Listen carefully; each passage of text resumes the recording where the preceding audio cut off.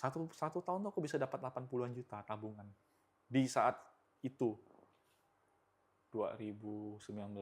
2000. 2000. Sebelum COVID ya, Sebelum masuk COVID. Indo berarti. Selamat datang di percakapan dari Piramida. Anjir serius, udah rekam. Ya, tempat di mana hidup, makna, dan keuangan saling bertemu. Nah, di samping gua udah ada temen lama. Sebenarnya kita ketemu dari SMP kayaknya. SD. Sebenarnya gue udah lihat lu kan main basket kan dari SD Cuman kan. kan Cuma ada atau nggak ada kan nggak kelihatan gitu iya, kan. soalnya emang dulu kayak kuman kan kecil ya. Nggak dari SMP kayaknya kenalnya. Kenal beneran ngomongnya Ya, mungkin SMP. taunya sih SD udah sekilas tahu lah. Gue yang tahu lu sih pastinya sih. Kan gue kan introvert, pendiam, dan melankolis. Anjing. Lengkap kan? Apa Nah, nih? Ngobrol apa nih hari ini nih? kita tuh terlalu banyak yang bisa diobrolin. Biar makin mengerucut sesuai dengan tema kita. Hidup, makna, dan keuangan nih. Nah, gue tuh pengen kupas tentang lu. Gue lihat lu adalah seorang bisa dibilang pebasket, abis Enggak, itu pebisnis, udah. entrepreneur. Lu tuh maunya disebut apa sih? Apa ya? Nggak jelas. Kalau gue tuh sebenarnya yang penting cuan aja. Dari bidang manapun yang penting menghasilkan, ya udah. Selama halal, selama menghasilkan, ya udah gue masukin. Yang penting gue bisa. Yang pertama, yang penting gue bisa. Yang kedua, yang penting yang gue kerjain itu nggak ngerugiin orang. Udah, di situ aja. Nggak ngerugiin orang, nggak ada efek sampingnya buat orang lain. Udah, jalanin. Apa pekerjaan pertama lu yang bener-bener kayak lu dapet duit pertama kali tuh apa? Ingat gak? Ingat itu, malah kejepit lagi waktu itu. Kayaknya waktu SMA itu, udah kelas 3, terus udah mau ujian nasional. Tapi ya dulu kan lu tau lah, dulu gue susahnya kayak apa orang tua, keluarga. Terus ya memang nggak, waktu itu mau bayar SPP itu duitnya kurang, ya kan. Ngandelin dari basket nggak cukup. Jadi satu-satunya cara supaya menutupi SPP sama bisa ikut ujian ya gue harus nyari tambahan, ya kan. Tambahannya ya jualan. Jualannya waktu itu kalau nggak salah ya power bank, kabel data, sama ini power balance, ingat nggak? Power balance Nah, ya. gelang kesehatan itu, gelang keseimbangan itu. Yang katanya kalau pakai itu nggak bisa didorong orang itu ya. Iya, itu. Dulu cuan paling gede kayaknya di situ deh. Beli 15.000, jual 300.000 dulu. Ada yang beli masalahnya itu dia. Siapa Ada. demand-nya tuh banyak banget waktu itu ya. Banyak waktu itu. Enggak lah, enggak sampai segitulah. Bercanda ya, guys. Nanti Serius dicariin lagi sama teman lama kan. Dicariin. Enggak, maksudnya tapi lumayan. Lumayan. Itu kan dulu kan kita jualan kan ada yang original, terus ada yang KW. Yang KW itu kan yang KW 1 ya, KW super ya sebutannya itu. Ya modalnya mungkin sekitar 50-an ribu, dijualnya 75.000 atau 150.000. Begitu-gitu setengahnya kali 1. Kali 1. Kan lumayan ya. Lumayan banget. Buat zaman dulu kita keperluan sekolah kan lumayan ya kan. Lumayan banget. SPP kita juga mahal dulu. Iya, dulu SPP kita di angka 300-an ya. Mana 400-an? 400-an ya? 400-an. Itu 2012. 2013 SMA kan. Nah, segitu. 400-an ya, lumayan ya. 400-an. Itu aja gue udah kebantu sama beasiswa basket kan dulu. Bentar, ini karena mungkin kita dulu nggak pernah ngebahas sedetail itu. Lu basket tuh dibayar ya? Nggak dibayar, cuman di beasiswa. Jadi misalnya kalau murid normalnya itu bayarnya 400 sekian gitu kan. Gue dapat kortingan 50%. Jadi yang mesti gue bayarin 200-an ribu sebulan. Itu pun masih nggak sanggup anjing. Tapi di perjanjian itu anggapannya kayak perjanjian gitu kan, kayak kontrak gitu kan berarti kan. Berarti lu harus ada 1 tahun main berapa kali basket membawa nama sekolah gitu ya? Enggak sampai lulus. Dari masuk SMA itu udah dapat beasiswa, jadi pendaftaran gue free, terus SPP bulanan itu gue kortingan 50%. Dengan catatan aktif di basket, bawa nama sekolah. Itu aja, prestasi itu aja. Yang penting nggak stop basket, SPP gue korting 50. Ya jadi dulu basket setengah kerjaan lah buat bayar SPP. Begitulah Tiap hari latihan juga ya? Gitu. latihan. Makanya dari situ begitu udah mau ujian, kurang duitnya, cari sambilan kita jual power bank, ya kan waktu itu jual power bank, jual kabel, kan dulu kan nyari toko yang jual power bank itu masih susah, nggak kayak sekarang udah jamur kan. Nah di situ kita ngambilnya. Terus cara jualannya juga kita nggak nyetok loh Bob, dulu. Jadi aku nyari toko yang agen lah istilahnya kan. Oke. Nyari agen, kita fotoin barang dia, kasih tahu kita mau nyari tambahan, kita masih anak sekolah mau nyari tambahan, minta izin sama dia, foto barangnya untuk kita posting jual online. Dulu online nggak kayak sekarang. Dulu tuh online tuh jualnya cuman di Instagram, itu sepi banget yang jualan. Jadinya kita seller tuh nggak saling Nggak bentrok. nabrak. Jadi kan marketnya masih gede. Betul. Nah, aku foto-fotoin barang, kabel, charger, power bank, headset, foto-fotoin, upload di Instagram. Dari situ, kalau orang udah mau beli, DP dulu. Biar lu bisa tebus barangnya dulu ya. Nah, gua tebus barangnya, udah kasihin baru bayar ke orangnya. Oh. Itu karena ya pertama kali jualan ya tetap cash dulu lah, modal seadanya dulu lah. Cuman karena udah transaksi dia trust ke kita, kebetulan juga kakak tingkat dia udah lulus duluan satu sekolah, jadi dia percaya sama kita kan, nggak bisa kemana-mana anak sekolah kan. Iya. Ya udah dikasihin barangnya. Jadi kerjaanku dulu foto-fotoin barang, upload di sosmed, jual, udah. Ketika ada yang mau baru kita kasihin sampai lulus gitu. Oh, berarti itu bertahan beberapa waktu ya kerjaan itu ya? Sampai sekarang. cuman Oh, iya ya? cuman udah geser aja sih, maksudnya kalau dulu kan waktu belum rame yang jualan begituan kan kita lancar banget gitu kan, maksudnya penjualan tuh selalu ada, barang juga pilihan nggak banyak, tapi daripada orang pesan online dulu kan Semasif sekarang. bukan masif sih, maksudnya nggak se-safe sekarang gitu loh. Online dulu mungkin dia posting terus kita transfernya masih langsung ke rekening. Oh iya betul. Lu ingat nggak sih sistemnya Rekber. Kaskus, Kaskus. Bukalapak dulu kan? Apa ya nama itunya yang Black Panda bukan ya? Ya pokoknya gitu deh. Jadi kita beli barang tuh nggak langsung dinaungi sama perusahaannya. Betul. Kita transfer di luar. Jadi kan banyak yang kena tipu kan. Jadi orang mendingan beli sama kita gitu. Nah di situ masih jalan tuh. Nah, jalan udah selesai sekolah kan kerja. Kebetulan aku dapat kerjaan di toko komputer, ngerangkap tuh. Jadi office boy iya juga, pagi-pagi kan ya namanya kita kerja toko swasta ya tau lah, pagi-pagi datang ke toko bersih-bersih dulu. Nah, terus diajarin servis komputer pada waktu itu kan. Belajar lah servis komputer, laptop. Nah, ada kali kerja itu sekitar 3 tahun lebih. Itu buat bayar kuliah. Sambil kuliah sambil kerja itu ya? Nah, jadi gajinya disisihin buat bayar kuliah.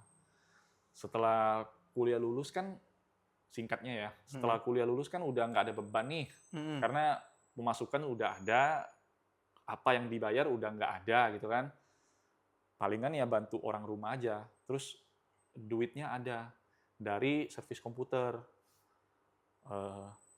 Belajarlah aku ke HP. Itu ceritanya lucu juga sih. Mungkin teman-teman yang mungkin lu tahu juga lah, dulu dari kenapa bisa masuk ke servis dunia HP itu karena ditipu. Kita punya HP rusak, bawa ke teknisi, terus ya dikasih tahu biayanya segini, apa yang diganti, kerusakannya apa, ternyata nggak diganti barangnya, cuma dibenerin dikit. Dikadalin lah. Terus udah nggak berapa lama rusak lagi. Nah, kan kita kan duitnya nggak banyak ya. Kalau bawa servis lagi tuh mahal banget, waktu itu zaman BlackBerry, gue inget. Nah, akhirnya kita inisiatif, kan kita kan bisa servis komputer ya, kayaknya sama aja lah gitu kan. Beli spare part-nya sendiri, pasang sendiri, bisa nyala. Nah, dari situ ketagihan. Belajarlah servis HP, servis HP, kita jual kerja online, jasa online juga, servis keliling. Dulu nggak ada toko kan, belum ada modal. Modalnya cuma obeng, lem, sama alat-alat buka aja, sama alat-alat pasang. Udah, masukin dalam jok keliling. Dimanapun orang manggil, kita pergi. Lelaki panggilan. Jadi lelaki panggilan. Eh, pada waktu itu, kenapa, maksudnya gini, gimana caranya lu mempromosikan servis keliling lu gitu? Kok orang tahu lu bisa servis gitu loh?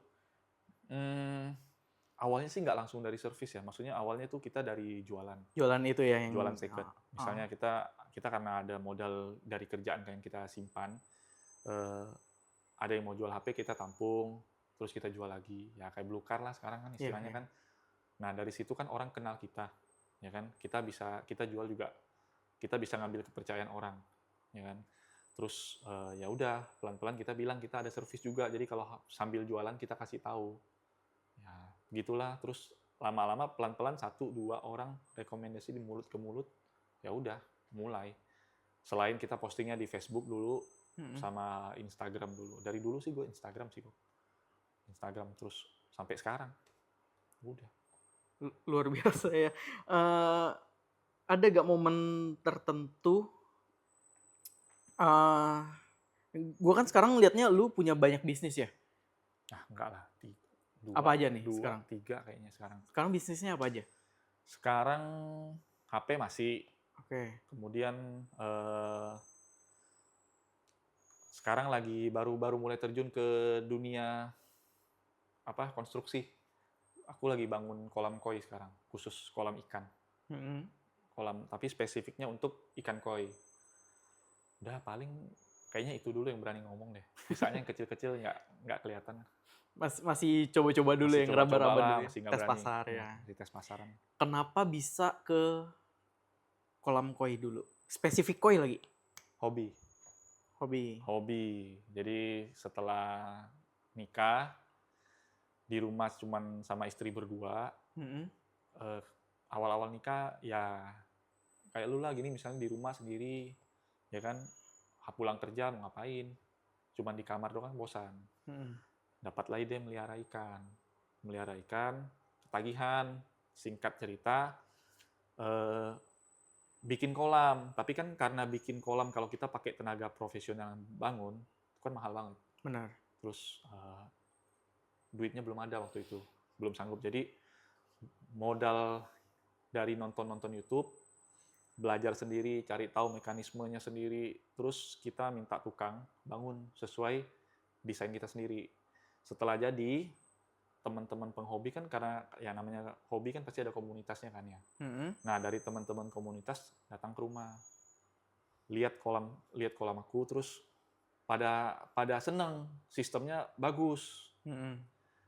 Pada minta bantu bikinin awalnya. Ya udah, mulai dari situ jual gambar, jual desain, jual langkah kerja, mulai konstruksi. Syukurnya sampai sekarang ya ada terus kerjaannya, jadi kerjaan. Itu udah berapa tahun tuh? Kayak bangunnya sih kayaknya baru 2 tahun terakhir ya. 2023 Tapi kayak setiap bulan itu ada aja gitu. Selalu ada proyek ya? Ada aja. Nggak tahu juga dari mana aja orang nyari kita. Yang jelas ada aja. Kadang kalau yang paling parah itu 2 bulan kemarin kok. 1 bulan itu kerjain 4 proyek sekaligus. Di BSD Tangerang 1, di Pontianak 3. Wow. Jadi tektokan, bolak-balik. Nah itu 2 bulan apa 3 bulan kemarin ke belakang ini. Sampai sekarang ongoing? Sampai sekarang ongoing 2. Cuman karena ini udah akhir tahun, ya aku stop dulu lah. Stop dulu, karena udah akhir tahun kan nggak bisa, tukang juga mau pada pulang kampung kan. Terus aku juga mau pergi, takutnya kita nggak ke-handle, nanti hasilnya nggak maksimal, mending aku cut dulu. Tahun depan baru start lagi. Benar-benar. Gitu. Berarti dari dulu kan istilahnya, gue tau lah perjalanan hidup lu. Walaupun nggak semuanya pasti transparan ke kita kan. Dulu kita mau cari makan aja, kalau bisa yang paling hemat. Ya, kalau ada paket hemat itu disetengahin lagi gitu ya. Ya. Contohnya kita beli sate, berapa harganya?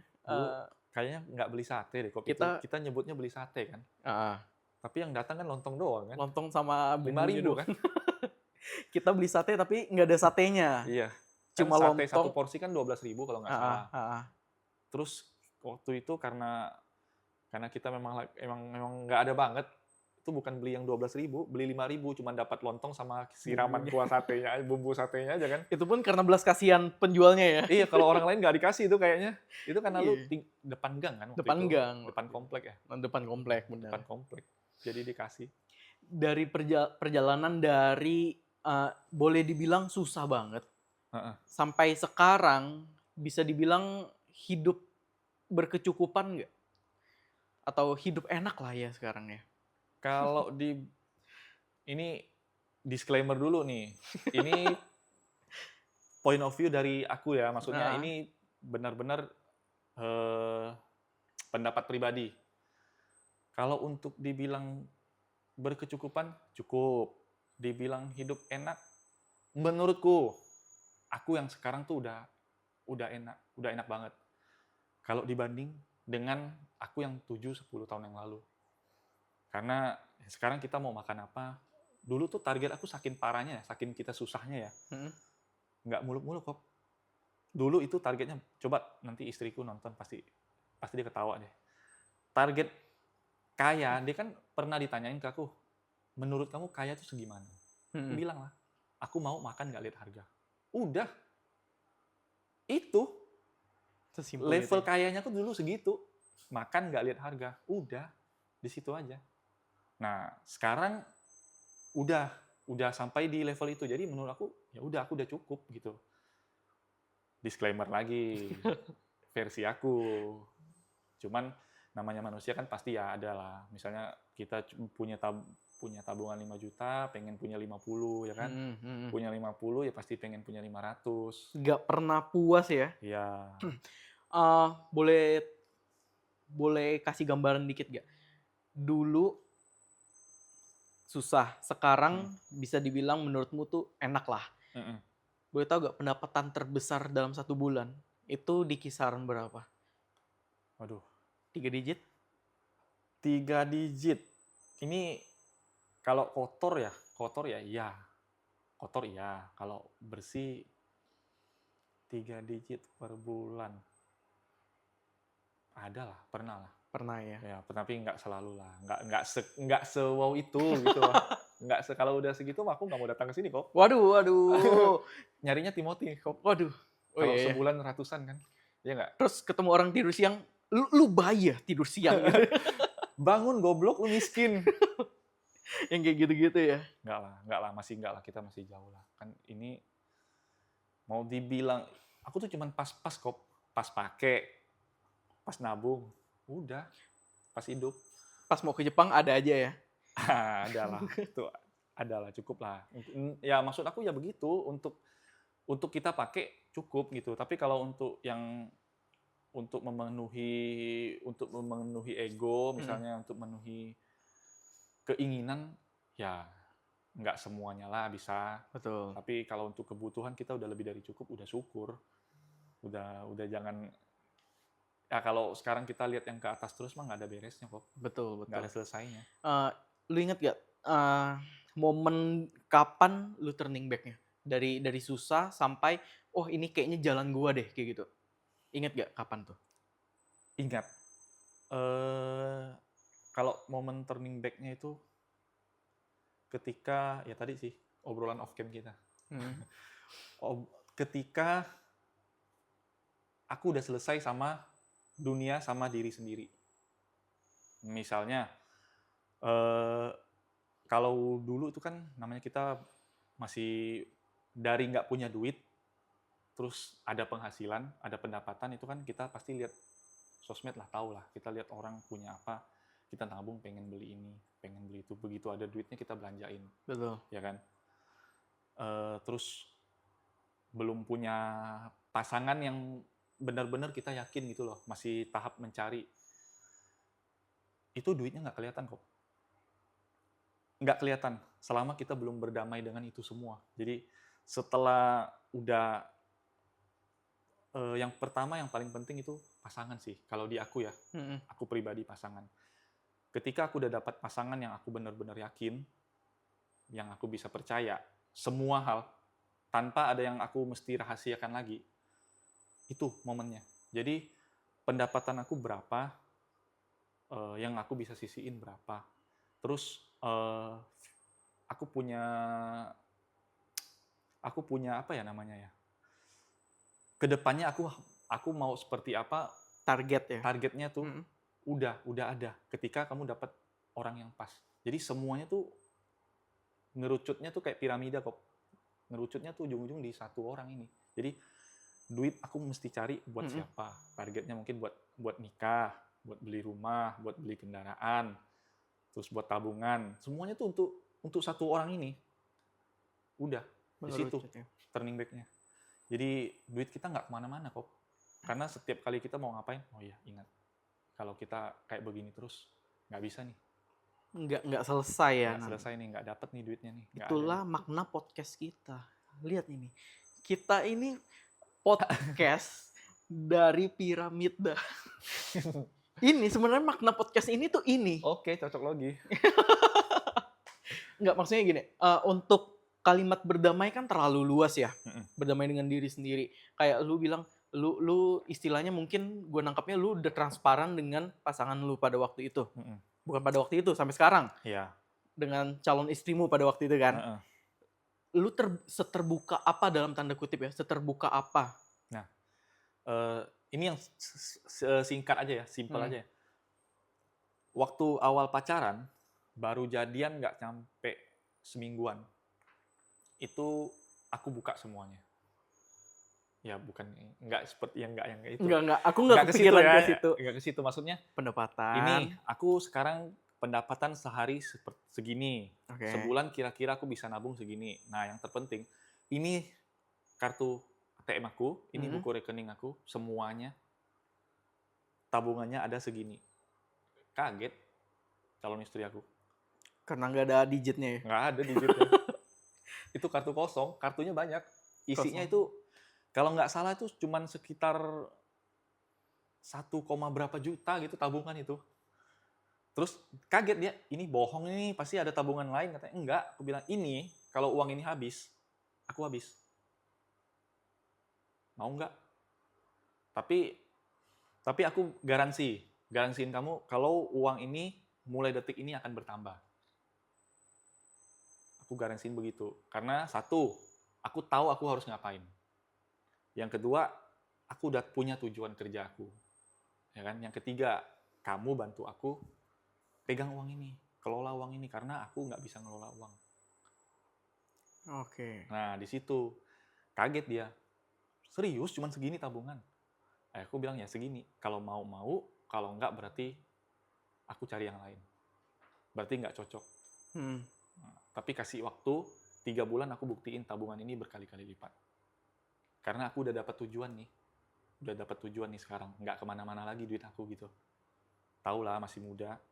Ya kan? Cewek. Spend buat cewek kan lumayan juga. Nah, belum lagi kebutuhan pribadi kan. Buat kita, apalagi kalau kita belum punya pasangan kan otomatis ya nggak bisa bohong lah. Kok kita pasti mau pakai outfit yang bagus. Betul. Barang branded. Biar kelihatan orang kita bagus. Ya kan? Biar menarik hati lawan jenis lah.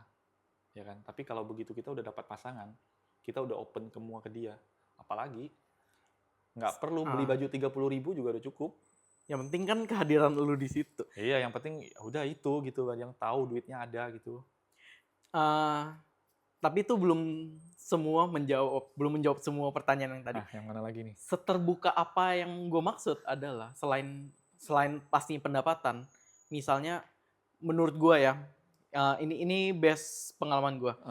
Gue sama calon istri gue yang satu ini, gue udah berani sebut calon istri karena kami udah dipanjar ya? Ya, ada udah dipanjar, udah satu step ke depan. Nah, gue tuh buka semua masa lalu gue. Nggak cuma pendapatan gue kasih tahu.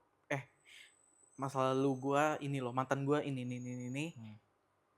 Gue tuh udah pernah terpuruk ini. Dan lu melakukan hal yang sama juga ya? Sama, pasti. Kasih tahu lah semuanya. Kalau enggak, susah nanti ke depannya ada apa-apa baru ketahuan kan Malah ribut gitu malah ya. ribut gitu kan. Udah ya itu makanya terbuka ya semuanya. Dari bukan masalah duit doang ya, masalah urusan keluarga. Masalah keluarga ya. Masalah keluarga kita open, ya kan. Duit, keluarga, kerjaan, terus circle, dia mesti tahu semua. Oh iya betul. HP udah nggak ada lagi tuh privasi-privasi. Pokoknya HP aku ya kamu bebas akses. Udah, sebaliknya. Nggak ada privasi-privasi lagi. Menurut aku itu penting sih. Untuk sekarang sih paling penting sih itu sih. Privasi sih. Kalau kita udah yakin sama orang, apalagi misalnya dia udah mau jadi calon istri, udah nggak boleh lagi ada privasi, nggak ada lagi privasi-privasian. Oke. Setelah Nggak, lu bentar buka dulu, semua. kenapa dipotong nih? Ini berarti masih ada privasi ini. Biar calonnya nggak denger kan? Enggak. Oh, enggak. Kalau untuk privasi, emang lu suka ngejebak gue ya. Ini podcast gue loh padahal. Enggak. Kalau gue pada waktu itu, waktu lagi PDKT, ini cerita gue ya. Pada waktu lagi PDKT, gue udah kasih tahu mantan gue segini, ini orangnya, lu bisa akses sekarang juga di Instagram, lu lihat sendiri orangnya seperti apa. Dan gue nggak nutupin apapun dari calon istri gue. Gue udah pernah ngapain, gue udah pernah separah apa sama mantan gue. Apapun yang gue lakukan, yang menurut gue negatif, gue pasti udah ceritain. Lu mau terima gue gak? Ini kejelekan gue loh, ini masa lalu gue loh gitu. Nah, terus pada waktu itu gue juga kasih tahu pastinya pendapatan gue. Gue waktu itu masih, lu kan tahu gue dulu juga pernah ngebuka kayak jualan di Kaskus apa segala macam. Sempet pendapatan lumayan oke. Terus semenjak gue kerja fully kerja 8-5, itu kan gue udah nggak bisa set hustle. Otomatis pendapatan gue di satu pintu doang. Itu gue ngerasain penurunan yang luar biasa tapi stabil. Nah, sampai pada waktu itu, which is 2 tahun yang lalu, 2023 Desember gue inget. 2023, nah gue tuh ceritain ke dia pendapatan gue ya cuma di bank waktu itu. Dan dia mau terima gue padanya. Oke? Itu waktu itu belum nembak, belum jadian. Cuma baru sharing doang. Tapi melihat respon dia, gue tuh udah tahu dia mau serius sama gue. Pertanyaan gue, titik mana lu tahu dia tuh adalah pasangan yang tepat buat lu? Sorry, bisa dikat Minum kan? dulu aja gak apa-apa. Bisa dikat kan? Bisa, aman-aman. Tapi nggak akan gue cut sih kayaknya. Menganjing. Enggak, kalau di titik itu ya tadi, waktu aku jujur, duit yang ada di rekening itu cuma segini. Ya kan? Mau apa enggak? Kan terus dia bilang, waduh, aku selama ini liatin kamu itu kayaknya cukup banget. Sama mantan-mantan kamu tuh kayaknya mencukupi banget katanya. Terus dibawa makan-makan mewah, tempat-tempat bagus gitu kan. Kupikir kamu cukup ada katanya. Kaget dia lihat tabungan kita cuma segitu. Ya udah aku bilangin, enggak, ya itu duit aku habis karena untuk itu. Duit aku habis karena buat memenuhi BM-BM-nya dia. Buat sosmed, buat tampilan, buat foto di Instagramnya dia gitu. Jadi kalau kamu mau serius, ayo kita jalanin, tapi aku nggak mau ngulangin yang kayak begitu. Tujuan kita apa? Tujuan kita kan kalau serius, kalau kamu mau terima, ya udah kita serius mau nikah kan. Kurang-kurangin yang kayak begitu, karena aku udah tahu kalau begitu ending-endingnya bakal sama lagi. Apa bedanya? Balik ke titik nol lagi. Iya, duitnya pasti habis buat gaya doang. Benar. Berarti lu yakin sama dia adalah ketika melihat responnya dia. Iya, awalnya juga dia ragu sih sebenarnya kayaknya. Awalnya ragu paksa ya? aja pakai pisau. Wih. Mau nggak gitu? Waduh, ini lu paksa gue juga masih ada bekasnya. Enggak, maksudnya awalnya dia pasti ragu ya. Cuman gimana lah kita yang ngeyakinin, ya kita kasih waktu lah. Nggak kita minta dia kasih jawaban waktu itu juga. Terus mungkin 2-3 hari dia mikir juga kali ini mau enggak ya gitu. Terus akhirnya dia mau, ya udah. Di situ gue open semua nih. Bener-bener open semuanya karena menurutku dia udah mau nerima kita yang memang nggak ada apa-apanya ini loh gitu. Dia udah mau nerima kita yang nggak ada apa-apa, apalagi yang mau kita rahasiain gitu, Bah. Kenapa kita nggak open juga ke dia semuanya? Udah. Nah di situ turning back point-nya. Turning back point-nya. Berarti di situ lu mulai ngerasain bisnis apapun atau apapun yang lu kerjain tuh mulai ada hasilnya gitu ya? Nah, ini yang unik. Sebenarnya bukan gitu sih, Kop. Setelah dijalanin ya, bukan apa yang kita kerjain terus semuanya jadi lancar, enggak. Kan ada juga istilah orang bilang rezeki nikah. Setelah nikah ada aja Oh rezekinya, ya, ya rezeki kan? anak juga ya. Rezeki anak, ya Hmm. kan? Kalau aku jujur ya, aku nggak kurang percaya sih yang kayak begitu-begitu. Kurang percaya. Kurang percaya. Menurutku yang sebenarnya terjadi di waktu itu, karena kita tahu beban yang mau kita hadapi di depan itu apa. Jadi kita bisa fokus nyari duit cuman buat ngegapai titik ini. Ngerti nggak? Maksudnya Ngerti. kayak misalnya kita tahu nih, kita udah mau punya anak misalnya, atau udah mau nikah deh. Otomatis kita tahu nih berapa tahun lagi kita mau nikah nih. Ya kan? Kejar nggak? Kejar. Kejar. Itu dia ya. Iya kan? Berani nggak ada duit dapat uang kaget 5 juta, 10 juta. Beliin HP baru. Beliin HP baru deh. Berani nggak? Enggak sih. Kalau dari titik ini ya. Udah sampai di tahap itu kan? Berani Iya. nggak? Enggak kan? Sih. Kenceng nggak duitnya tabungan jadi? Jadi kenceng. Kenceng kan? Itu.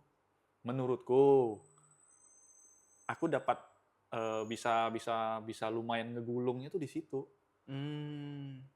Dari karena kita udah ada target, kita ngejar target ini secara nggak sadar. Tapi orang lihatnya, wah ini rezeki mau nikah, ini rezeki punya anak. Cocok logi lagi ya, balik Cocok lagi ya. Makanya aku bilang. Berarti bisa dibilang pendapatan lu tuh sebenarnya besar. Cukup. Kalau gede enggak, kalau besar enggak, cukup. Untuk ukuran di Kalimantan sih udah oke ya. Untuk ukuran di sini cukup lah, sangat cukup untuk hidup. Kita ngomong untuk hidup ya. Kalau untuk gaya hidup mah nggak cukup lah kok. Gaya hidup mana Nggak bisa cukup. kita cukup ya. Makanya untuk hidup cukup. Ya, bisalah makan enak sekarang. Nggak perlu lihat harga ya. Ya, segitu aja udah cukup. Mungkin ada beberapa orang yang udah kenal lu di luar sana. Mereka tuh nggak tahu side story-nya lu. Mungkin mereka lihat Eryadi mah sekarang hidupnya enak karena istrinya mungkin, sorry ya ini mungkin aja ya, mungkin karena istrinya emang udah berkecukupan aja, sekarang ikut berkecukupan. Gimana lu menanggapi hal-hal yang seperti itu? Itu nggak bisa dipungkiri ya, maksudnya kalau omongan kayak begitu kan kita nggak mau ngomong apa, itu persepsinya mereka gitu kan. Tapi memang kalau aku dibanding istri, keluarga istri tuh lebih berada dibanding aku pribadi. Tapi untuk laki-laki normal yang punya harga diri, mau nggak kamu dibiayain sama istri? Untuk kita ngomong laki-laki normal ya, malu nggak? Udah Sekarang ada harga dirinya. Gitu. Gimana ya ngomongnya ya? Apa nggak malu hidup bergantung dengan istri? Terus apa nggak malu kamu udah punya istri, ya kan? Udah mau nerima kamu, nggak mau usaha, nggak mau masih kita janji loh, kita mau bahagiain dia lah, mau ini mau itulah, ya biasalah janji-janji begitu kan. Masa sih? Nggak ada actionnya. Nggak ada actionnya. Nggak malu. Kalau aku sih pribadi ya, aku nggak berani, malu. Disitulah kita, justru karena istriku ekonominya di atas aku punya motivasi buat ngejar ke level itu. Karena menurutku ya, ini anak dari kecil ikut orang tua enak, ya kan, hidup enak. Masa sih setelah nikah kita bawa susah? Lu mau hidup susah sama gue kan nggak mungkin. Itu satu ya. Yang kedua, orang tua mana yang mau anaknya susah? Orang dia dari anggap kita orang tua deh, punya anak dari kecil kita cukupin, dapat cowok nggak ada apa-apa, malah hidup susah. Ya kita orang tua nggak mungkin mau dong. Ya kan, Hmm. berarti ini bukan banggain diri ya, tapi satu sisi aku ngelihat ada aspek yang dilihat sama mertuaku tentang aku gitu loh, yang bikin dia ngerestuin, yang bikin dia ngebolehin anaknya hidup sama aku. Dan syukurnya aku bisa buktiin aku bisa nikahin. Kebutuhan dia lebih dari cukup, aku bisa supply lah. Iya, kebutuhan ya, bisa supply. Ya, seminimalnya dia tidak lebih susah dibanding sebelum sama aku. Udah, di situ aja aku ngejarnya. Kalau bisa lebih baik, bonus, ya kan? Jadi kalau orang ngomong kita nggak bisa bohong lah, nggak mungkin nggak ada kelebihan kalau istri lebih ada dibanding kita tuh nggak ada kelebihan tuh nggak mungkin. Iya. Ada, itu realistis aja. Kelebihannya apa? Kelebihannya aku bisa fokus nabung, dia nggak pakai duit aku. Oh iya. Duit aku full buat nabung dan buat aku sendiri. Mm-mm. Sampai kami siap buat nikah. Baru uang itu buat berdua. Bayangin kalau, ini kita ngomong bayangin, ini sorry to say untuk mantan. Yang sebelum-sebelumnya itu kan, kita tuh sama-sama sandwich generation. Yang sama-sama nyari duit buat diri sendiri sama buat bantu orang rumah. Lu bayangin aja kalau dua-duanya begitu kok. Mati nggak lo? Aku mesti cari duit, memenuhi kebutuhan aku, memenuhi kebutuhan rumah, memenuhi bantu dia, memenuhi kebutuhannya yang kurang. Nggak mungkin dong cewek kurang terus kita minta dia bantu lagi kan. Tetap Iya. pasti kita yang bantu kan, laki-laki kan. Ya kan? Mm-mm. Nah, kalau kita dapat cewek yang di atas kita kemampuan ekonomi keluarganya ya, kemampuan saving kita tuh, saving rasio kita tuh lebih tinggi. Saving rate-nya meninggi. Iya kan? Mm-mm. Karena kita nggak perlu bantu ngebiayain dia. Orang tuanya mampu. Ya kan?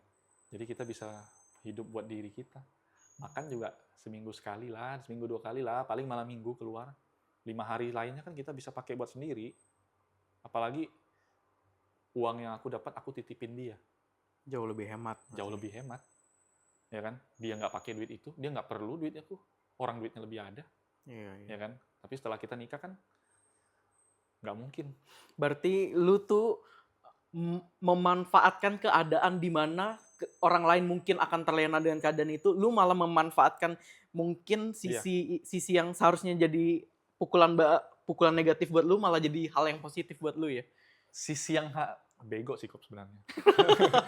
Maksudnya batu aja sih sebenarnya. Maksudnya mungkin aku salah satu orang yang punya harga diri terlalu tinggi. Ini istri aku juga ngomong. Kau tuh jadi orang harga dirinya terlalu tinggi. Orang sekaya apapun deketin kamu nggak pernah yang jadi people pleasure gitu. Minta tolong terus, oh karena dia lebih kaya, oh iya. Nggak pernah aku nggak bisa kayak begitu kok. Aku nggak bisa, jadi mau sekaya apapun orang, mau seada apapun dia, mau bantu kita bukan nolak ya. Aku akan selalu mikirin feedback buat dia apa. Yang pertama, yang kedua, merugikan dia apa enggak. Aku nggak mau yang aku kerjain ngerugiin orang, yang aku ngelakuin ngerugiin orang. Jadi maka dari itu aku bilang batu sih, karena ego itu, karena harga diri yang terlalu tinggi itu. Jadi aku nggak merasa aku manfaatkan mentang-mentang istri lebih ada, atau kan ya kita nggak bisa pungkiri lah, mungkin di luar ada lah, ya kan yang kayak begitu. Tapi di aku nggak bisa. Bahkan duit istri aku aja waktu aku butuh modal mau ngasihin aku, tanya deh istriku betul nggak? Aku nggak terima. Uang istri loh. Aku minjem sama bank, ambil kur. Nanya istriku. Padahal uang istri ada. Gitu. Saking kita nggak bisanya, nggak mau, karena menurutku uang istri. Kan udah ada rumusnya. Oh iya. Uang istri, uang suami, uang istri. Kan gitu kan, udah nikah. Ya begitu. Masih sampai sekarang aku terapin. Uang dari dia ya uang dia, tapi uang aku semuanya ya buat dia. Kita mau pakai paling buat ngopi. Aku kan pakai buat ngopi. Nggak buat apa-apa, buat makan, ngopi. Nah, berarti tipe orang kayak kamu itu kan terlalu bisa dibilangnya Miskin sombong ya bahasa kasarnya ya. Berarti waktu pacaran lu juga nggak akan pernah ngasih cewek lu bayar makanannya. Kalau itu lain. Gimana Itu tuh? lain. Itu ya namanya waktu pacaran dulu ya. Mhm. Maksudnya kalau aku lagi ada pendapatan lagi lebih, ya udah kita yang bayarin. Tapi kalau misalnya lagi bener-bener lagi banyak kebutuhan lah, ya kita jujur aja sama pasangan. Udah, aku lagi banyak kebutuhan nih. Kalau mau makan biasa ada duitnya. Tapi kalau mau makan enak, bantu ya. Udah, tanya istriku. Begitu. Jujur-jujuran aja.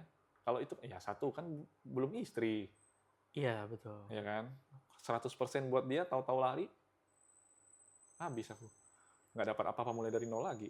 Realistis aja kita, ya Mhm. kan? Tapi kalau udah jadi istri, beda lah. Nah, iPad baru nih. tapi mau gue tanyain bukan itu. Apa? Banyak temen gue, dia udah rata-rata ya, ini disclaimer dikit aja. Tempat gue bekerja itu di bank timnya gue ya, khususnya tim gue, itu semuanya udah married. Mm-mm. Bener-bener yang belum married cuma gue. Mm-mm. Karena mereka tuh udah senior-senior. Mm-mm. Udah pengalaman. Nah, semuanya kalau gue nanya, rata-rata mereka pasti bagi rekeningnya dengan istrinya. Istrinya bisa akses lah setidaknya. Tapi mereka punya satu rekening cadangan pribadi yang tidak diketahui istrinya. Menurut lu, boleh atau enggak? No comment gua. Itu masing-masing ya. Kalau ya disclaimer, pendapat pribadi. Kalau kita masih ngelakuin itu, berarti kita masih belum percaya 100% sama pasangan. Berarti masih ada ketakutan something, entah itu bakal mungkin amit-amit ya, mungkin takut bakal pisah suatu hari nanti gue nggak ada uangnya atau apa gitu. Mungkin masih ada ketakutan itu gitu. Kalau aku pribadi nggak, pokoknya aku percaya 100% ini udah sama istri duit. Kalau memang ternyata amit-amit ada apa-apa, itu bahasnya belakangan gitu. Bagi aja udah. Sekarang Nggak ada misalnya rekening. nih, Shadow rekening tuh nggak ada. iya shadow rekening. Misalnya nih, hari ini juga kita ngomong amit-amit yang nggak akan terjadi ya. Istri lu bawa kabur uang lu. Hari ini juga dia tiba-tiba gone, hilang. Apa yang akan terjadi sama lu? Lu hancur gak? Anjir lah, nggak kepikiran lagi. Nggak pernah mikir kok ke situ, serius. Mungkin aku tahu pasangan gini deh. Aku nggak nikahin perempuan kayak begitu. Aku yakin. Jadi nggak pernah kepikiran setitik pun istri aku bakal kayak begitu. Karena lu udah screening dan rechecking dia dari masa pacaran. Aku nggak nikahin perempuan yang kayak begitu. Aku yakin seyakin-yakinnya. Udah. Kalau kita udah yakin, nggak mungkin ada pikiran kayak begitu kok.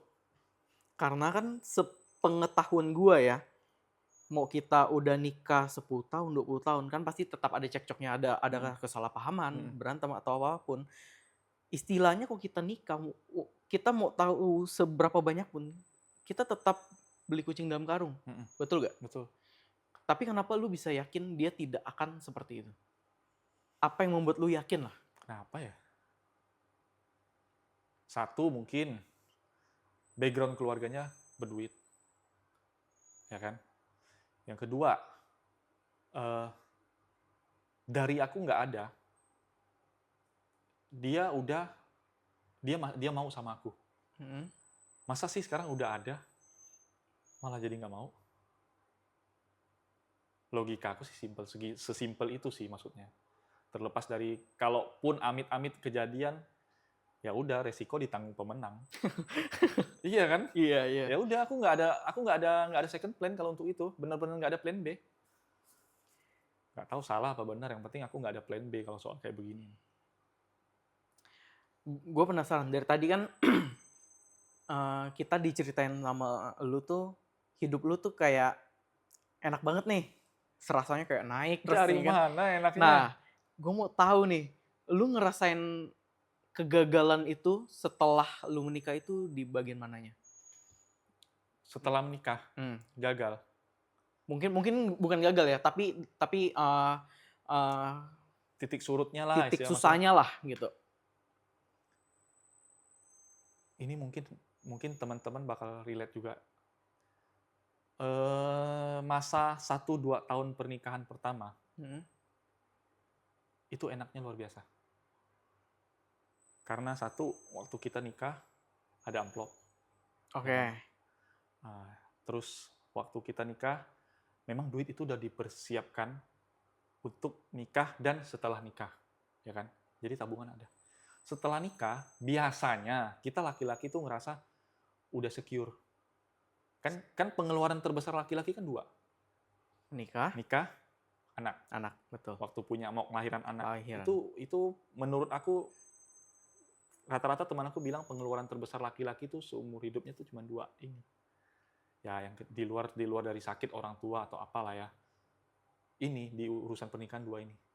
Kita udah ngelewatin yang pertama nih, nikah nih. Oke. Nah, udah aman ini. Kalau anaknya nanti mungkin belakangan atau apa ya kan. Mhm.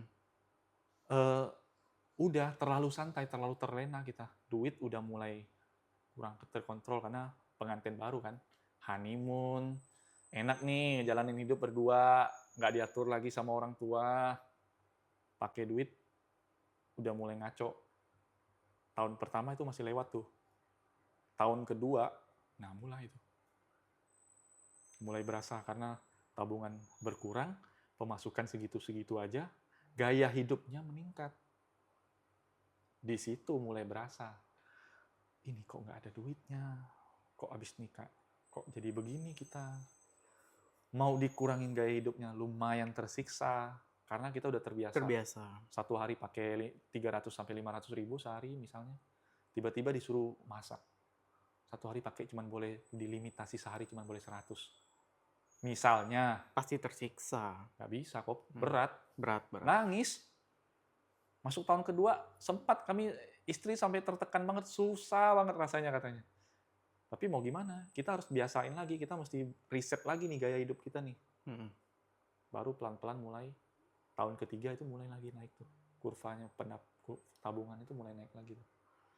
Sampai sekarang, karena yang jelas begitu pendapatan mulai tiba-tiba dapat banger nih, tiba-tiba dapat uang kaget, mesti ingat loh, ini duit jangan sampai bego lagi kita nih.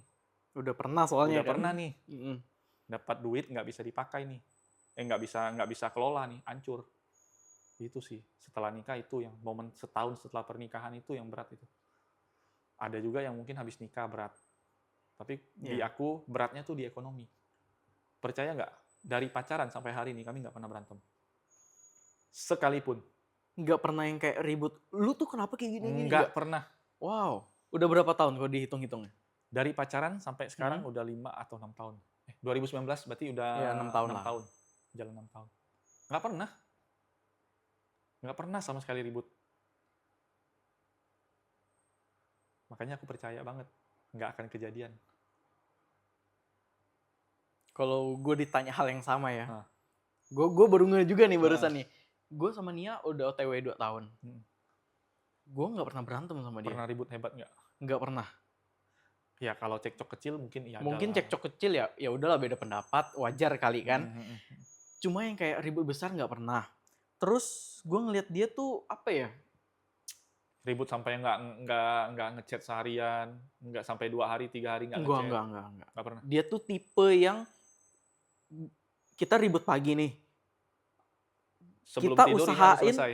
sebelum tidur, sebelum matahari terbenam sih kata dia. Itu udah harus selesai. Sama. Kalau berantemnya malam ya malam itu juga selesai. Wajib. Awet tuh. Wajib. Awet itu kalau udah kayak begitu udah benar kok. Menurutku udah benar. Aku juga nerapin sistem yang sama. Makanya di titik ini gue udah ngerasa, oke, dia orangnya gitu. Nah, ya kan? Yang nggak bisa kita jelasin alasannya kenapa, tapi feeling aja. Iya. Ini nih, ya kan? Selama ini gue hancur banget kalau soal cewek ya. Gue tuh bener-bener tipe yang namanya aja, gue nggak tahu ini apakah terjadi ke semua cowok atau enggak. Tapi gue lemah banget sama cewek. Lu kan bego sama perempuan. Iya, gue diapa-apain, gue ketemu cewek dikit baper, ketemu dikit diperhatiin dikit baper. Iya, dimarahin dikit udah galaunya 2-3 hari. Iya, di pojokan gitu. Pojokan. Cuma sama yang ini gue ngerasa bener-bener gue bertumbuh, gue menjadi lebih dewasa secara emosional, lebih dewasa secara finansial. Gue bertumbuh dan berkembang sama dia. Dengan dia gue menjadi pribadi yang lebih baik. Hmm. Makanya gue yakin sama dia, makanya berani ngambil langkah selanjutnya. Nah, mungkin lu juga udah lewatin semua itu lah ya. Kita udah ngebahas kesuksesannya lu gimana. Enggak belum lah, masih jauh Belum lah. sukses ya. Amin, tapi amin. Kegagalannya lu kita udah bahas. Ya proses lah. Proses hidup lumayan enak, bisa beli makan tanpa lihat harga, udah dijalanin. Udah. Pertanyaan simple, mungkin orang bakal nanya, seberapa keras sih lu kerja tuh? Lu tidur tuh berapa jam doang sih? Kalau dulu ya, waktu awal-awal ngerintis, kayaknya tidur subuh. Waktu ngejar duit buat nikah, sama setelah nikah, awal-awal setelah nikah itu, gue tidur bisa jam 3, bangun itu jam 7, jam 8 udah buka toko. Tidur jam 3 subuh. Toko tutup jam 10, tapi gue masih di toko. Servis, ngerjain kerjaan sampai jam 2, jam 3 subuh, kadang jam 4. Tapi jam 8 toko udah harus buka lagi. Dan waktu itu belum ada karyawan. Bener-bener lu sendiri aja ya? Sendiri. Wow. Sampai momen itu, ini sekarang aja masih kurus, tapi dulu kan lu tahu sendiri kurusnya kayak apa kan. Ya sampai momen separah itulah, karena ngejar duit waktu itu. Nah kalau untuk sekarang, gimana ya ngomongnya ya? Kerja ketika lo udah pegang modal, sama kerja waktu lo benar-benar pakai tenaga, itu jauh kok. It's two different thing ya? Jauh banget rasanya. Kalau lo kerja dengan modal, lo kerja dengan udah ada pegang duit, lebih banyak pakai otak. Waktu lebih ada, karena kita udah ngandalin otak. Tapi kerja waktu belum ada duit, ya satu-satunya yang bisa diandalin apa? Ya tenaga. Udah pasti waktu nggak ada kok. Kalau untuk sekarang sih, mau bilang keras, cukup lah. Tapi kalau dibilang sampai lebay banget, keras banget sih enggak lah. Enggak lah, udah setidaknya mulai, udah better dari yang dulu ya. kita lebih, karena udah lama juga mungkin jadi lebih bisa manage waktu sama lebih manage kerjaannya udah lebih baik lah. Gitu sih kalau untuk sekarang. Ini pertanyaan evolve-nya. Ngomong-ngomong, ini apa? Sekarang lihat kayaknya udah jualan nih. Apa sih? Maksudnya selain di bank masih kan? Bank gue masih. Jadi sekarang posisi gue itu, gue punya banyak pintu nih. Asik. Pintu utama gue tetap di bank. Walaupun gue kenapa tetap milih di bank? Karena itu stabil aja. Terus gue di bank lumayan, mungkin karena posisi gue ada di sini lumayan santai, udah mulai bisa manage yang lain, makanya gue bisa ngontrol bisnis juga. Ada saving rasio yang jelas lah ya. Ya betul. Terus gue punya bisnis, gue punya beberapa bisnis ya, yang ini gue jalanin sendiri, bener-bener gue pegang sendiri. Manajemen semua gue yang pegang sendiri. Ada juga beberapa bisnis kayak ada satunya sih udah nggak jalan sih. Yang masih jalan itu gue invest doang. Jadi gue terima bersih setiap bulannya. Tapi itu bener-bener udah kayak dari awal dia invest, ya udahlah gue taruh ini di otak gue, duit ini hilang ya udah. Nanti gitu. Ngomongin ya di belakang. Boleh. Off cam ya. Siapa tahu bisa masuk. Wah, sekarang sih sudah jalan banget, udah istilahnya bahasa sombongnya udah nggak butuh modal. Boleh lah bagi-bagi kita bisnis. Nah, yang sekarang lagi dikerjain ini, kayaknya lagi tiap hari ngeliat tuh postingannya itu terus sekarang. Apa tuh? Yang ini kebetulan sebenarnya tuh bisnis yang tidak disengaja. Kenapa nggak disengaja? Awalnya bermula dari lihat mama tuh main TikTok sama Facebook. Lihat dia setiap hari nge-scroll. Sampai satu titik gue mikir, ini mama fungsinya apa selain masak ya? Kurang ajar kedengarannya. Cuma tuh sepintas aja mikir kan. Jadi batu. Ampun. Mikirnya gitu. Maksudnya gini.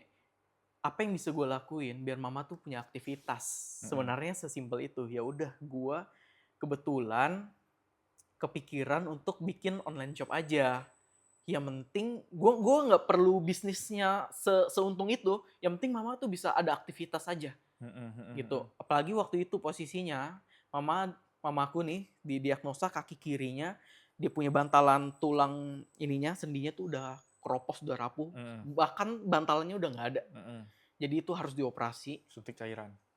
Udah nggak bisa suntik bahkan. Oh. Dia harus ganti satu platnya itu. Heeh. Dan dokter bilang dia tuh udah nggak bisa olahraga harusnya. Oke. Nggak boleh jogging tuh udah nggak boleh. Tapi Ya. jalan doang boleh. Nah, aku lihat dia tuh semenjak didiagnosa itu, dia tuh ya main HP doang di rumah. Nah, jadi kupikir daripada kaki udah tak gerak, tangan nggak gerak kan nggak bagus juga untuk dia. Jadi aku pikir bikinkan bisnis kecil untuk dia, yang penting ada orderan, dia packing aja. Nggak perlu bayar karyawan. Nggak perlu bayar karyawan. Arahnya ke situ ya. Nggak perlu bayar karyawan, SGA-nya menurun ya. Iya. Nggak perlu bayar karyawan, abis itu yang Nggak penting perlu- dia bisa gerak. Nggak perlu uang makan pula Nggak ya. perlu, ya uang makan ada loh. Setiap bulan kan kita harus Oke, ngasih. Bagus. Nah, abis itu gue nggak perlu keuntungan yang kayak orang-orang sampai bisnis, nggak usah. Yang penting ini jalan aja, dia ada aktivitas dan selesai. Makin hari gue stok barang. Kenapa makin hari makin ramai ini?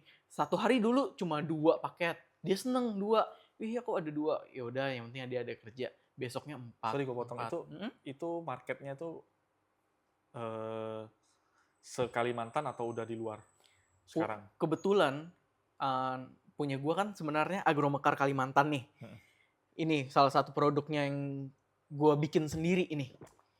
Nah, media tanam ya? Media tanam. Ini sih long story short aja. Setelah semuanya itu sebenarnya gue fokusnya di Kalimantan. Sesuai namanya Agromekar Kalimantan. Gue pengennya di Kalimantan aja.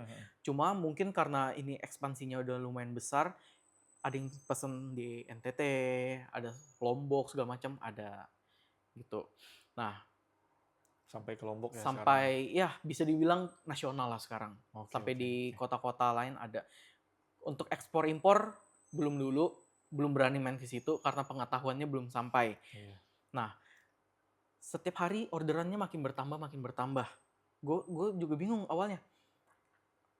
4, nanti 8, nanti 12. Nah, makin lama makin naik.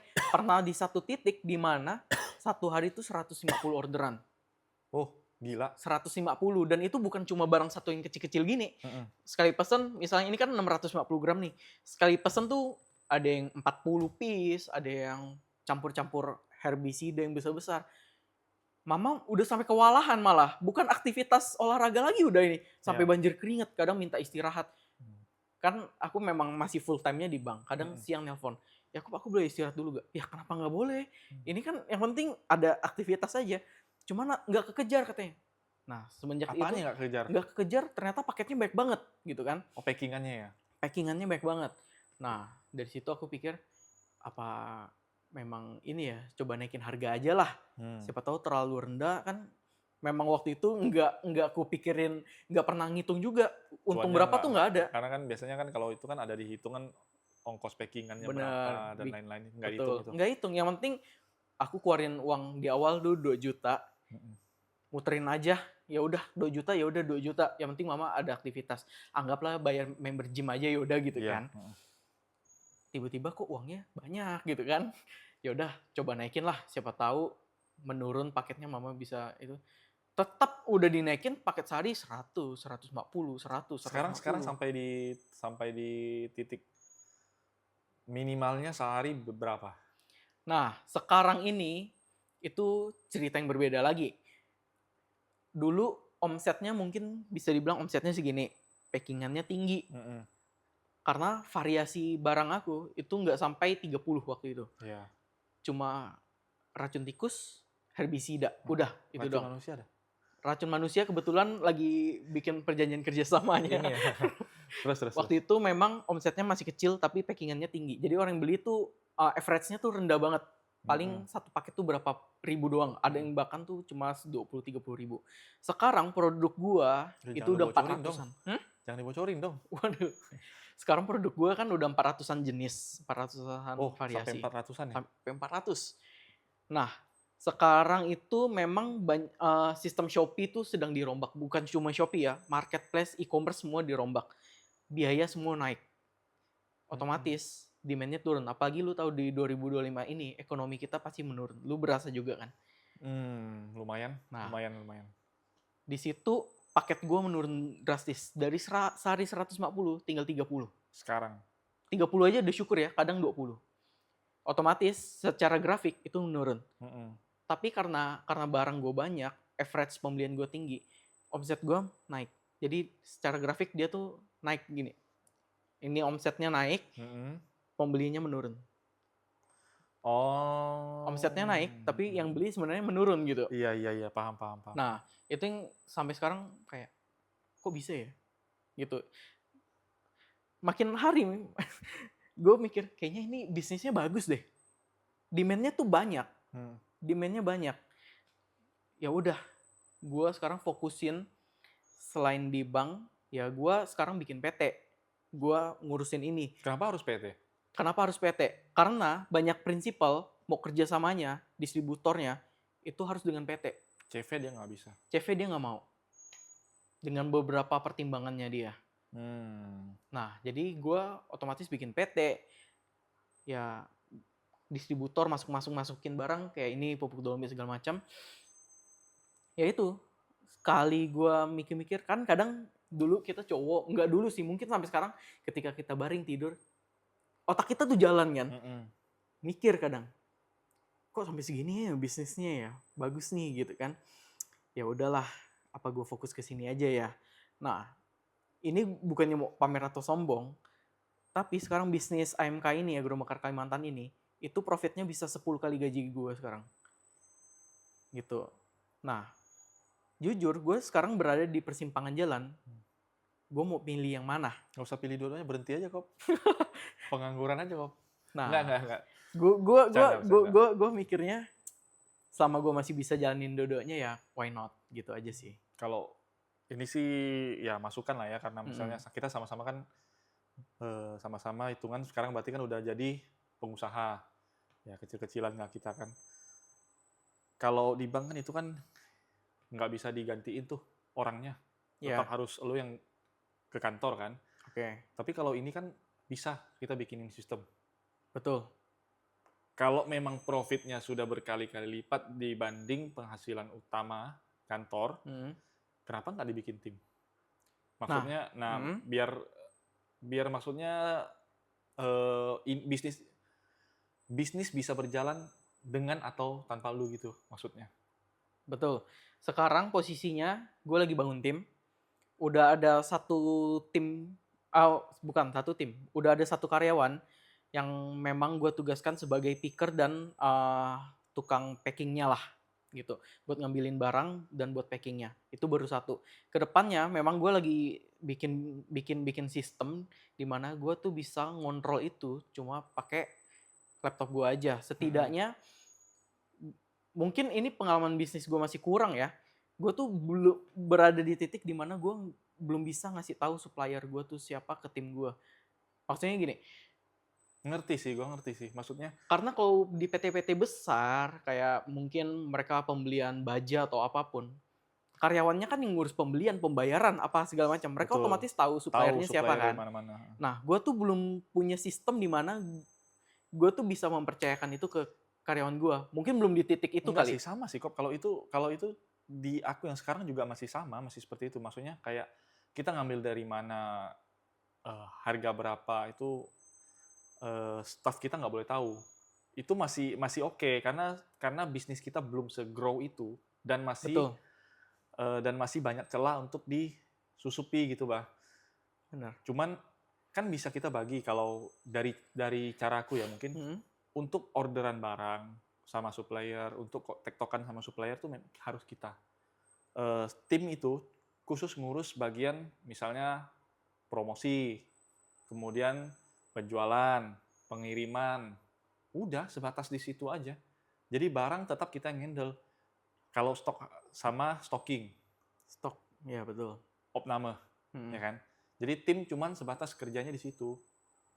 Mereka yang opname, ya kan, mereka yang nge-packing, ngurus pembeli, itu mereka. Bagian ngeluarin barang tuh mereka semua yang handle. Tapi bagian masuk barang, kuncinya masih di kita gitu. Betul. Sekarang posisi gue, ini sih masukan ya. sekarang posisi gue kayak gitu. ketika ada orderan atau apa, gue udah nggak perlu mikirin sepusing itu. Mm-mm. Jadi orderan masuk nih, pagi-pagi resinya misalnya sekarang kan agak turun. Anggaplah 30 lembar. Ya udah, itu resi dia bisa print sendiri. Barangnya dia bisa cari sendiri di sini. Ya gue beneran fokusnya sekarang cuma balas-balesin chat customer. Istilahnya gue sebagian frontline-nya dan ngurus berhubungan dengan suppliernya aja. Dan bahkan gue nggak ngurus lagi soal frontline. Ngurus dengan customer itu gue nggak handle lagi sama Murni sekali. suppliernya aja ya. Gue murni supplier sama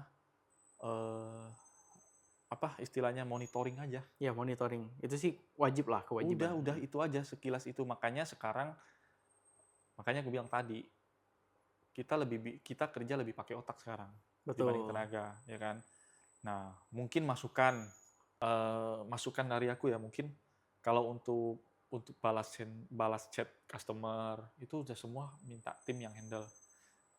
Bahkan jadi kita cuma tahu tuh laporan misalnya kok ini udah kosong stok ini, tolong diorder. Terus kok bulan ini hari ini penjualan seberapa? Kayak aku jujur aku nggak tahu satu hari penjualan toko berapa banyak itu aku nggak tahu kalau aku nggak cek lagi. Karena udah nggak lewat aku semua. Aku cuma bisa kalau misalnya kayak sekarang toko tutup, bentar toko tutup, aku tinggal buka laporan aja. Oh hari ini penjualan berapa, servis berapa. Udah cukup sebatas itu duitnya sesuai nggak? Udah cuma sebatas itu. Kita yang handle duitnya udah. Kalau kita yang masih ngurus, jangan biasakan urus langsung dengan customer. Kalau di aku ya, karena kalau di bisnisku, kalau aku sendiri yang handle ke customer akan nyarinya aku.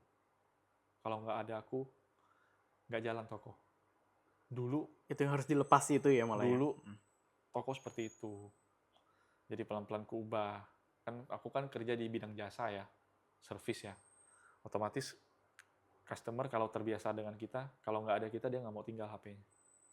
Mesti ada kita dulu. Lihat kita di toko, dia baru mau tinggalin HP-nya itu. Kalau nggak kayak nggak percaya Kalau nggak ya. dia nggak percaya banget. Itu yang harus kita kasih batas loh, nggak boleh sampai seperti itu. Gitu masukan dari aku, tapi mungkin aku pengembangan sendirilah. Terima kasih masukannya. Memang aku tuh pusing banget mikirin bisnis itu. Malah ya badan aku di kantor nih, otak aku di bisnis gitu. Kenapa ya kayak gini? Kenapa ya? Karena setelah dijalanin baru kayak oh ternyata ada ya problem kayak gini ya. Ternyata ada ya problem kayak gini ya. Nggak bakal selesai kok. Gak bakal selesai. Aku buka toko dari 2020. 2020 aku buka toko sampai hari ini. Itu buka toko ya, bukan kerjanya ya. Kalau kerja di bidang ini dari 2014. Mulai di bidang ini berarti udah berapa tahun? 11 tahun. 11 kan? Jalan 12. Jalan 12. Nggak akan ada selesai. Masalahnya ada aja. Ada aja urusannya. Nggak mungkin selesai. Jadi cuman ya gimana caranya kita problem solving. Iya. Ya makanya itu tetap growing lah. Betul. Berjalan lah. Nah, gue yakin ya walaupun ini episode pertama, penonton kita itu sedikit banyak tuh tertarik dengan bisnis. Gue pengen nanya, untuk orang pemula saran, misalnya mungkin posisi mereka baru lulus sekolah atau lagi kuliah atau sedang kerja yang pengen mulai bisnis, apa langkah yang harus dilakukan? Ini aku bukan expert ya. Maksudnya kalau mau ngomong sukses juga kita nggak seberapa. Cuman kalau untuk orang yang, nah gini deh, aku ngasih saran sebagai orang yang mulai benar-benar dari nol. Bahkan minus ya? Bahkan minus, ya kan tahu sendiri kan. Aku ngasih saran sebagai abang aja lah yang udah mulai dari minus gitu. Kalau mau mulai usaha tuh satu, buang merasa malu dulu. Egonya dibuang dulu. Malunya dibuang dulu. Yang pertama itu. Yang kedua, tidak ada bisnis yang instan. Semua growing by process, by learning lah. Learning by doing ya? Iya, nggak bisa. Setiap, sama yang ini yang paling penting, mental. Jangan coba-coba masuk dunia usaha. Kalau kamu mau jadi pengusaha, jangan coba-coba masuk kalau kamu nggak siap mental. Itu kuncinya mental. Nggak ada negosiasi itu. Jatuh harus bangun lagi, jatuh harus Bisnis bangun apapun. lagi ya. Nggak mungkin kita bangun bisnis, tak langsung naik terus. Mungkin ada, tapi itu Nggak mungkin kok. Nggak mungkin. Walaupun oke, dia begitu bikin, tak naik. ya Tapi bakal ada satu fase turun. kurvanya turun. Nah, di situ, itulah mental kita diuji. Benar. Kalau nggak kuat di situ, habis. Makanya kita sering lihat, termasuk aku juga pernah ngalamin, bisnis kita buka, wah, dar, meledak, rame banget. Ya kan, viral. Kan sering nih sekarang, coba lihat bisnis Banyak. pengusaha apa, yang buka-buka di tepi jalan misalnya, atau enggak yang nyewa ruko buat buka usaha makanan yang unik-unik atau apa gitu kan. Rame 2 bulan pertama. Masuk bulan ketiga, masuk bulan keempat, bulan kelima tutup. Banyak kok yang kayak begitu. Banyak. Aku juga ngalamin, makanya aku ngomong based on pengalaman aja. Banyak banget kasus kayak gitu, bisnis rame 2-3 bulan pertama, setelah itu omset turun, mental nggak kuat, tutup, collapse. Udah, banyak. Makanya mental penting kalau pebisnis. Yang pertama mental, yang kedua jangan malu. Buang deh malunya. Nggak ada yang peduli juga. Kalau kita belum punya apa-apa tuh orang nggak peduli. Nggak ada yang peduli kamu. Iya. Paling kita diliatin Paling berapa lama sih habis itu? dicengin kok. Paling dicengin, dibilangin ngapain kok kayak begitu. Misalnya contoh lah, kita nggak usah ngomong, nggak usah jauh-jauh deh. Contoh sederhana podcast gini deh. Ini kan tayangan pertama. Betul. Begitu tayang pertama, yakin deh penonton yang lihat, nggak semuanya support kok. Pasti ada teman-teman yang lihat video ini nanti begitu tayang, pasti bakal bilang, apaan bikin kayak begitu, kayak bisa sukses aja, kayak bisa jalan aja. Pasti kok. Ya kan? Betul. Tapi semua orang yang bikin podcast awalnya digituin. Tutup mata, tutup telinga, jalan aja terus 1 tahun ke depan. Episodenya mungkin udah tembus 60-70, dapat tak tiba-tiba yang viewersnya gede. Wah, teman-teman yang kemarin ngomongin nanti datang kok. Kok undang dong. Saya juga mau berbagi pengalaman hidup ya. Pasti kok. Pasti aku udah berkali-kali nemu yang kayak begitu, hadapin sendiri. Waktu mulai dia bilangin, apaan? Nggak laku lah, susah lah. Jangan kayak orang-orang lah, emang gampang. Jalan, baru. Ikut dong, invest dong. Ya kan? Jalanin aja kok, ini kayak begini. Bodoh amat orang mau bilang apa. Namanya tayangan pertama udah pasti nggak sempurna. Ya kan? Pasti banyak kurangnya. Jalanin aja. Nggak tahu tayangan video ke-30 atau video ke-38 atau ke-70. Colonel Sanders saja yang bikin KFC aja umur 70 tahun kan, 70 tahun lebih, dia bangun udah kakek-kakek baru sukses. Baru sukses dapat dia mati. Kenapa jadi podcast dark ya? Memang suasananya kayak gini tapi nggak dark juga ya. Maksudnya itu contoh gitu ya kan. Betul. Bodoh amat orang bilang apa. Mungkin bagi teman-teman yang nonton podcast ini, support gue selalu dengan cara klik tombol subscribe karena semuanya gratis guys ya. Bantu support channel ini dengan klik tombol subscribe aja. Terima kasih banyak. Nah, gue mau sambung sedikit nih sebelum kita tutup. Udah banyak, panjang 2 jam. Ya udah sejam lebih sih harusnya. Sejam lebih ya? Sudah sejam lebih. Gue cuma pengen tahu ke depannya ada gak yang mau dikerjain untuk proyek-proyek ke depannya apa? Ada sih. Kalau untuk proyek ke depan ada, cuman spesifiknya mungkin nggak bisa aku belum berani lah aku publish, cuman aku selalu bekerja di bidang jasa dan akan selalu di situ karena menurut aku jasa nggak bisa digantikan. Betul. Nah, kayak kerjaan-kerjaan berhubungan dengan jasa tuh sulit digantikan. Jadi kedepannya mungkin akan di bidang jasa, mungkin ekspansi dari usaha yang udah ada atau bangun usaha baru. Nah, lihatlah 2026 kayak apa. Kan tahun ini kita udah tahu lah kebantainya kayak gimana tahun ini kan. Kurang, kalau untuk ekonomi kita tahu sendirilah. Tapi ya syukurlah di bidang jasa nggak terlalu ngaruh. Tapi mungkin teman-teman banyak yang ngeluh, teman usaha semua pada. Benar. Ya, lihatlah tahun depan gimana. Masih belum berani. Oke, terima kasih Aryadi, sehat selalu, Sip, titip terima salam kasih. buat istri, keluarga. Terima kasih udah berbagi pengalamannya yang sangat luar Terima biasa. kasih sudah diundang. Semoga podcastnya ada yang episode ketiga, keempat, dan seterusnya. Amin. Semoga tayangan ini seperti namanya ya, percakapan dari piramida, semuanya akan bersumber, semuanya akan tertuju ke satu titik di atas nantinya. Amin. Entah itu istri kita, entah itu keluarga kita, ya. Tempat di mana hidup, makna, dan keuangan saling bertemu. Itu adalah uh, kita punya moto gak tuh? Kita punya Tema lah, tema. tema Konsep podcastnya. podcastnya lah. Ya, nah kiranya semoga podcast ini bisa memberikan manfaat buat teman-teman pendengar semuanya. Sampai bertemu di podcast selanjutnya. Dadah.